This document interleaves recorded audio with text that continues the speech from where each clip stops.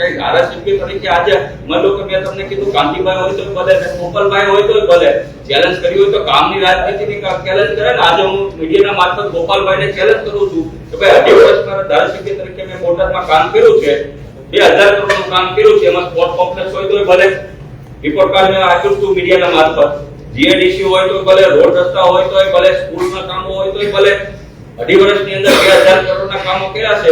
જો ગોપાલભાઈમાં તેવડ હોય તો વિસાવદરમાં 500 કરોડના કામ કરીને ઉમેશભાઈને ચેલેન્જ આપે ને કે હાલો ઉમેશભાઈની કરતા વધુ કામ કરીએ, તો એવી ચેલેન્જ આપો ને ભાઈ. શા માટે એકબીજાને રાજીનામાની ચેલેન્જ આપો છો? તમને લોકોએ વિશ્વાસ તમારી ઉપર રાખી અને ધારાસભ્ય બનાવ્યા છે તો કામની રાજનીતિ કરો, ને કે એકબીજાના રાજીનામા લેવાની. અચ્છા, અમાર ટાર્ગેટ કોણ છે, કાંતિભાઈ કે ગોપાલ ઇટાલી?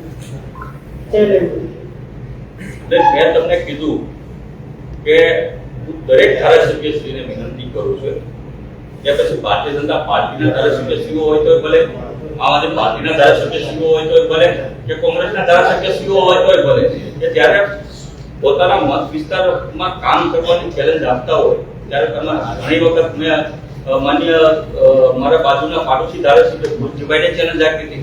એ વારંવાર મારા બોટાદમાં હું એને રિબિન કાપવા લાવતો હતો, જ્યારે સ્વિમિંગ પુલનું ઉદ્ઘાટન કરવાનું હોય તો ગુરજીભાઈને લાવતો, અલગ અલગ લોકાર્પણ કરવાનું તો ગુરજીભાઈ આવતા, ત્યારે ગુરજીભાઈને હું ચેલેન્જ આપતો, ગુરજીભાઈ તમારા દફતરમાં એકાદું સ્વિમિંગ પુલ બનાવી આપો ને, તમે તો ચાલુ સરકારના મંત્રી છો, એકાદું તમારા દફતરની અંદર જીઆઈડીસી બનાવો ને, એકાદું સ્પોર્ટ કોમ્પ્લેક્સ બનાવો ને.